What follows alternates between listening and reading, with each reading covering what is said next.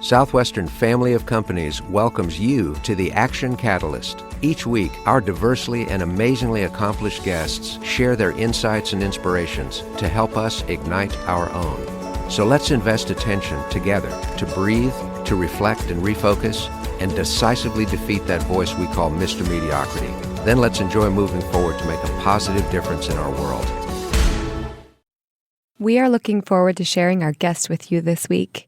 Andy Gutman, President and Chief Financial Officer of Farbman Group and related companies, oversees the myriad of Farbman companies.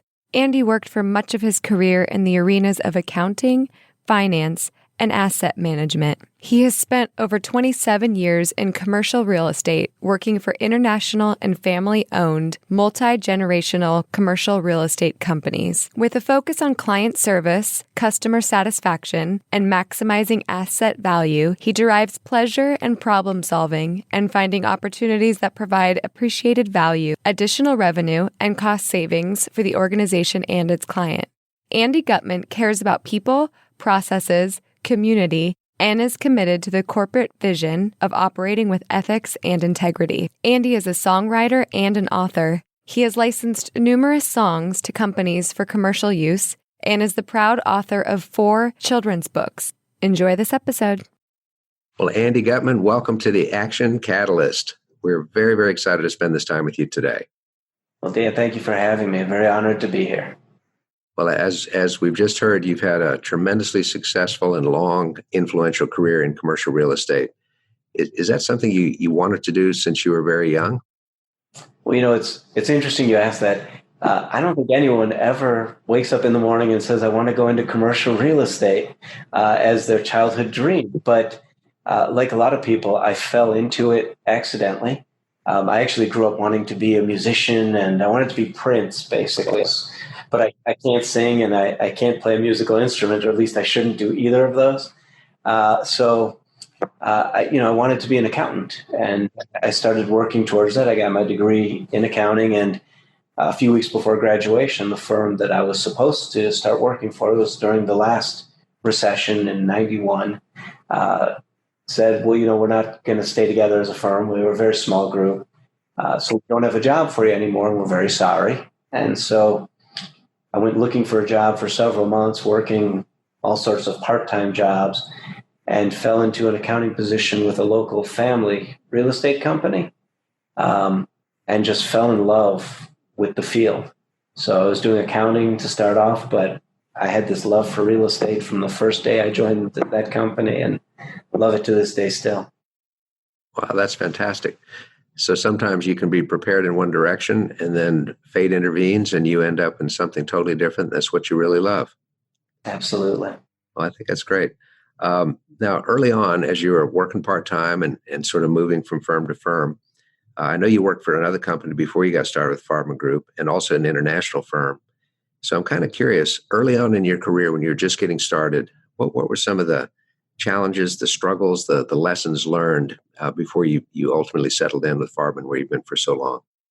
Yeah, I think the biggest lesson I learned with the other firms that I worked for was that I don't do well when my future is set in increments and set promotions. When I first came out into the work world, I had a company where, at a certain point you would become a senior accountant, and then several years later, a supervisor, and then a controller. And to me, that set future where you can't, through hard work, create your own path, or your future is limited in increments, doesn't really work well for me, because I like to work hard. I like to crush learning curves. I'm not big at sitting and waiting for my future to come to me and saying, well, in 7 years, I can be this. So I learned early on I needed to be with a company that had an entrepreneurial spirit and let its employees have that as well. And that's what I've really liked about working for the Farbman family. Not only are they iconic in the commercial real estate industry, and it's magical working for these people who've accomplished so much, but it's also that if you work hard, there's no limit to what you can do, and there's no ceiling on your future. And that's something I tell our employees every day is, your future is what you make of it here. And that's a fantastic thing. But it was an early lesson to me to say, that type of company really isn't built well for me. Uh-huh. So you had the freedom to act and really to create your own future there. Because starting off as an accounting side and then actually becoming the CEO and chief financial officer, president and chief financial officer, you've also had to learn a great deal about leadership, management, casting a vision, helping other people develop that as well. How did you develop those skill sets to help other people gain the same vision that you had? Yeah, I think it's been a progression. All of us learn over life, and for me, I've had some great role models in my life. My father was a leader in education. My brother is a leader in education. My grandfather was an entrepreneur in real estate, but residential. And my uncle has been a leader in the business community.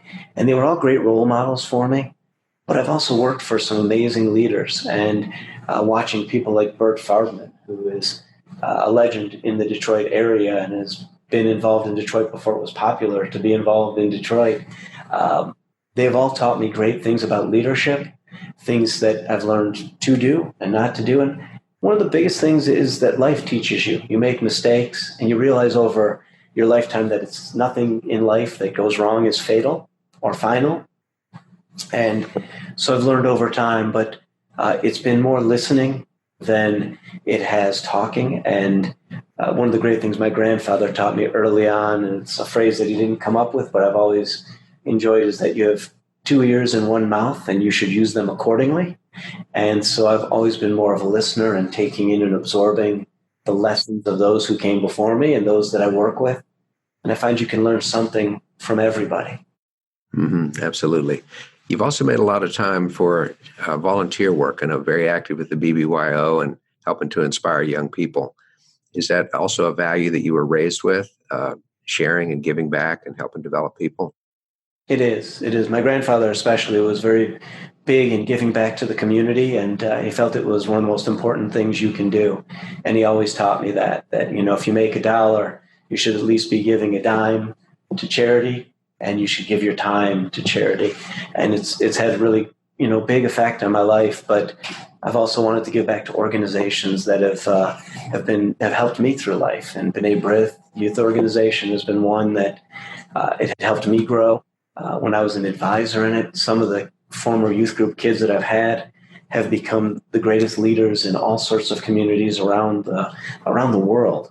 And it's kind of beautiful to know that I wasn't a huge part in their lives, but just the little bit that I might have had of an effect in a positive way on their lives really has meaning to me. Well, even a small effect, but at a critical time in life can be a direction setter. So well done for you. Oh, thank you. Now, one of the many interesting things about you, Andy, is that you are highly accomplished financial executive, a real estate executive, but you also are an author and you're a songwriter.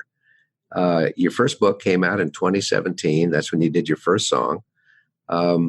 Tell us about this foray into this creative side, unless you're actually two people. Is that possible? Depends who you ask. It depends. I like to think I'm one, though. But, it started as a kid. I really wanted to be a musician. I loved music. I loved writing. My father was an English teacher and then an administrator. And so he taught me this love of literature. He taught me this love of music.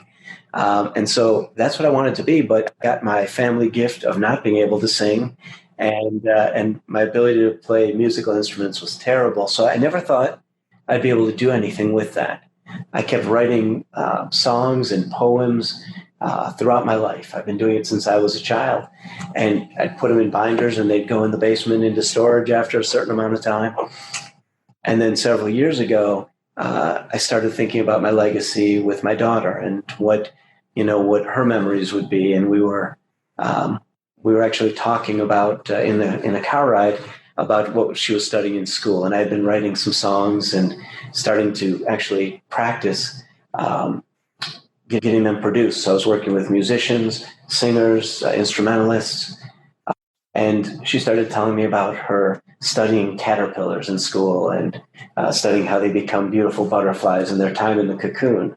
But her version of it was they were in there trying on different wings and trying to be this beautiful. It was a fashion show for caterpillars, which is much nicer than what really goes on in the cocoon if you ever watch the Nature Channel or anything like that.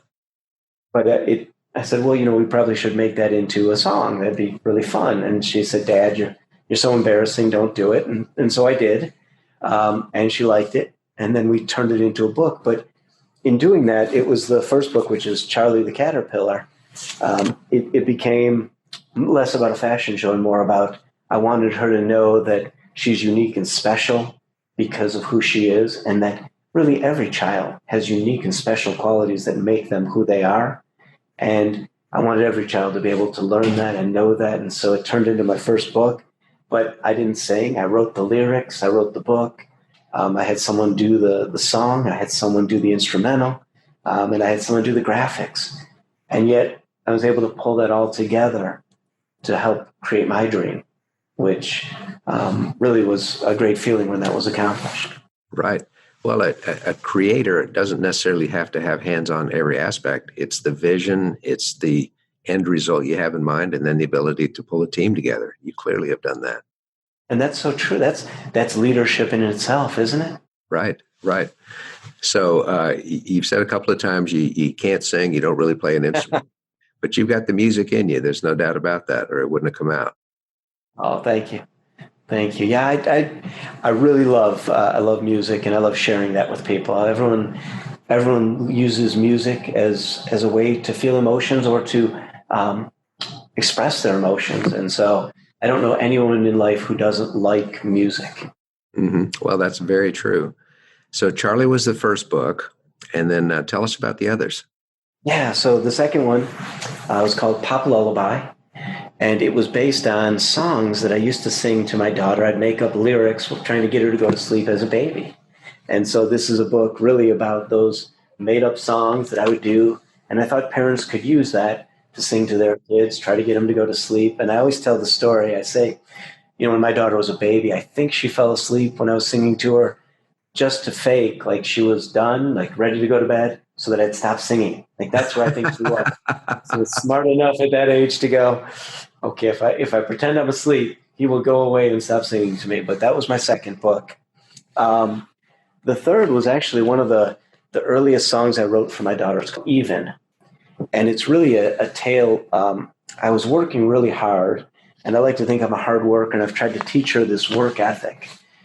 But Even was written, I'd gone to work 2 or 3 days in a row where she was asleep when I left, and I'd kiss her goodbye, and then she was asleep when I got home, and I'd kiss her goodnight. But I didn't get to see her awake, and there was a sadness to it. But I thought, does she even know how loved she is if I can't be there all the time? And so as a parent, we know we love spending time with our kids. We know we need a break every once in a while, but we love spending time with them. And this is for all the working parents in the world to know, to let their kids know, even when I'm not with you, you're always on my mind, you're always loved, and you're a special part of my life. And it's really, in this case, a father and daughter bond between us. So that was my third one. And then the latest one is called What Can I Be Today? It's another Charlie the Caterpillar book. And it's really about letting kids know they can be anything in life they want to if they put their mind to it. It gives them a lot of choices on what they can be. But it also gives them an opportunity. There's places in the book where you can color, and you can color what Charlie should be, but also what you want to be in life. And it gets them thinking at an early age what they want to be when they grow up. Maybe they'll be musicians, maybe they'll be authors. And so that's what the books are. And right now I've got a new one in the works that's about 90 days away. The song is done. It's called Be Kind, and coming soon. Oh, that's fantastic. One of the members of our family of companies is called Inspire Kindness, and it is all about how important the kindness movement is. So it's exciting that you'll be in on that. Yes, thank you. That's a great thing that you're doing. Well, I'm intrigued particularly by the book Even, because most of our listeners are really busy trying to build their business, build their careers. Many have families, and trying to strike that balance. Can you share, maybe read a page or two for us? Sure, I'd be happy to. And basically, the chorus of it is, even when I'm not with you, I'm always there. Even when I'm far away, in my mind you'll stay. For all the times you wanted me near, and the work was more than I could bear, even when I'm not even when I'm not there, I'm always there. So it's really just letting, in this case, my daughter, but every child know I'm always with you. I'm always thinking about you. You're so special to me. I think it's fantastic. And it also lets them know that the sacrifice is not without its own pain. It's not just not being there. It's the pain of wanting to be there. So that comes through just in those couple of pages you shared. Thank you. I think it's fantastic. Now, along the way, you've had to figure out some ways to get your time under control because you're running a very large business, leading a lot of people. You've been honored for awards in commercial real estate development, your volunteer activity. How do you get it all done, Andy, and making time to write books and do songs and lead a business, be a family person? What are your thoughts on that?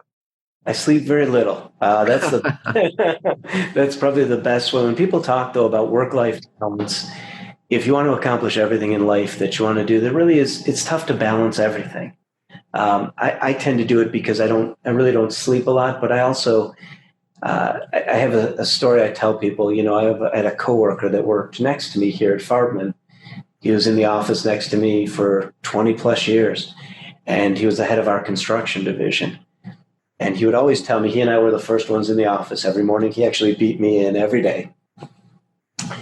But he would come in and he'd tell me stories about, the time he spent with his grandkids and the time he was spending with his wife. But that when he retired in X number of years, he was going to travel the world with his wife. And he was going to spend even more time with the grandkids.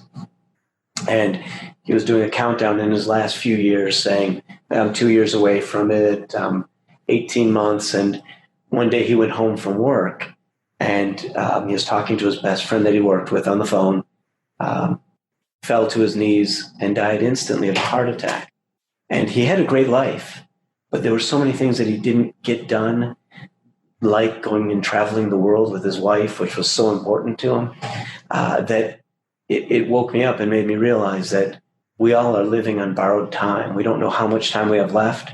And so every minute to me is precious to do the things that I think are important to do in life before that time comes, whether it's tomorrow, whether it's in 5 years. I treat every day like it's borrowed time. And so every minute is precious to me. Now, we took this guy's life and we've now got a scholarship in his name to honor all the great things he did in this world. So he'll never be forgotten. But his life and his death were a wake-up call to me to say, waiting for tomorrow to try to fulfill my goals or to live my dreams or to leave a legacy. I don't know that there is a tomorrow, and I hope there is. But in case there isn't, I don't want to rest a day with, go to bed thinking, what did I leave on the table? Oh, that is profound. And thank you for that. So somehow you made it a priority to write the books, to get the songs done, to really communicate this rather than say this will be a retirement pursuit. You just figured out how to do it all at once. Yeah. I'm not a big believer in retirement, although I have friends who've retired that really enjoy it. I think I love working. I love what I do. I think sometimes if you retire and you don't have anything to do, you should really find something that you love, because otherwise retirement kind of helps you fade away and you sit and watch TV or do something because you feel like you've worked enough in life. And I have a coach that I work with, John Anderson, who has a book out called Replace Retirement. And he believes that if you do what you love and you do it every day, you never have to retire. And so I'm hoping I never have to get to that point where I retire. Yeah, I think it's awesome. One of my colleagues says, retirement's easy. I've done it 3 times so far. I love it. Because he keeps coming back for more things. How about on a slightly different note, could you share some of the lessons, maybe hard-won lessons through mistakes you might have made and things that we can pass on to our listeners that can help them avoid that or learn from their own? Yeah, I think the biggest lesson I learned early in my career, when I was in my first job and I wasn't given that promotion, I've been trying to be our accounting supervisor, and I was young still, maybe 3 years out of school, but my boss had gone on leave, an extended leave for maternity, and I'd been doing her job. and I didn't get the promotion. And they said, well, at that time, you could still tell people you were too young to get the promotion. Mm-hmm. And that's what you're told. Nowadays, that's a lawsuit waiting to happen. But when I was told that, it affected my ego greatly. And I kept thinking, I'm good enough to do the job, but now I'm going to work for someone else. And so I made a decision to leave that organization out of ego. It was purely ego that left, not that, because I liked working there. I thought it was a good place. I enjoyed it. So I found another job and I quit. And the second job that I left it for really was not for me. I had enjoyed working at the first place so much better. It ultimately led me to this wonderful company where I am today. So I have no regrets with that. I think mistakes lead you to where you're supposed to be anyway. But it's the last time I really made a decision based on ego and my own feeling of being hurt. Sometimes you don't get the promotion because it's not your time to get the promotion. Sometimes you're not the best for what you're trying to get, and it teaches you to try to be better.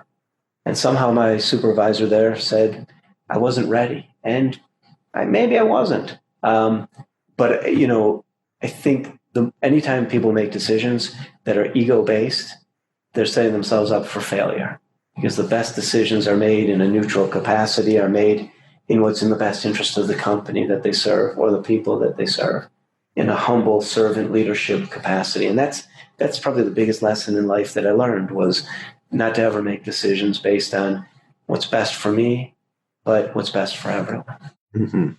And that's a difficult one when popular culture in particular says, find your path and pursue it and self-actualize, all the rest of that. What you're saying is you can do that within the framework of not being subservient, but being servant as a leader to the firm, to the people around you, and all the rest. Absolutely. I believe strongly in the leader eating last, all the cliche sayings that are out there that, the organization, I have this honor of serving the Farbman family and all the employees that we have and have their lives to be responsible for. So every day I come in here with that sense of purpose that I need to do my best work that day to make sure the organization continues to succeed, make sure that people whose lives are depending on our success have that comfort and confidence and can live good lives. And so it is with that in mind that I believe in servant leadership to the nth degree. It's one of my biggest beliefs. Well, I think you're characterized by gracious and grateful humility, Andy. I'm hearing it in everything you say. Oh, thank you so much. What are some ideas you have for people that might be listening that are really discouraged at this point? They've had such a series of setbacks that they really don't know where to turn. Do you have some tips or pointers on how to get back going again when somebody's just been stymied? Yeah, it all depends on the situation. I think everything is situational, but I think the one thing that I tell people, don't lose hope. When there's no setback that's permanent for you unless you let it be permanent. And a minute worth of failure does not define you forever. And so I tell people, pursue your dreams relentlessly every day. Don't give up, because one person might see you in a certain light. You might lose your job one day and have to look for another one. It doesn't mean that you aren't great at what you do. It means in that situation, they didn't see your full value, and now you have the opportunity to go out and show someone else your value. But the other thing I tell people is maybe you're not doing what you love, and you should. You should always pursue something that you love to do and get energy from. Because if you're doing something and pursuing a career that brings you enjoyment every day, then you're going to succeed at it no matter what. Eventually, you will be successful, because the more you put into it because you're getting enjoyment, the better your performance. And so I like to tell people, we all have setbacks, we all trip, we all fall, but unless you stay down, you're not down forever. Yeah, and staying down is a choice, isn't it? It really, stay down or bounce back.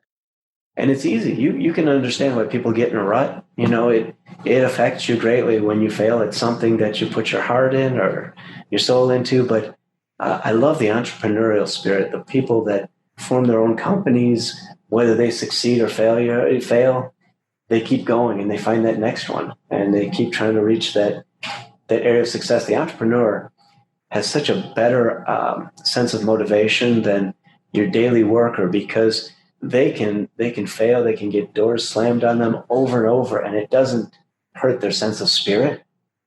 But I think if we all did that, whether we're working for a living or we're working for life or creating our own business or working for someone who has, it's finding that love and that energy. It'll make you successful. Mm-hmm. And get back up every time. Work it like an entrepreneur, even if you're an employee. Take that same approach to it. That's fantastic. Well, tell us about availability on your books and your music. How do we locate these, and when will we know more when the next one's out? So the books and the music are available everywhere online. The best place to go for updates is my website, gutcheckpublishing.com, GUTCHECK publishing.com. Everything, though, is on iTunes, Spotify, Amazon.com, Twitter, you name it, all of the social media sites. But you can find all that there and all the upcoming events. We're doing a lot of fun stuff with our Charlie, the butterfly mascot, who goes to schools and goes into areas that need hope and need someone to care about them and tell them they're great. And so a lot of fun things coming up, and you can see them all there on the website. That's great. Well, we love that, and we hope that we'll be able to pursue that and encourage all of our listeners to look into that as well. Andy, this has been a very motivational period of time. You said some things that were personally very meaningful for me without you even knowing it. So thank you so much for sharing. Thanks so much for having me. I'm so honored to be on your show. Well, and we wish you continued best of success and keep on writing. And my only advice on singing is just sing louder, just louder. There you go. I love it. Thanks, Ed. Thanks. Okay. If you enjoy this podcast, please make sure to subscribe. To stay updated on everything that the Action Catalyst is up to, make sure to follow us on Facebook and Instagram at Action Catalyst Podcast and Twitter at Catalyst_Action. Thanks for listening.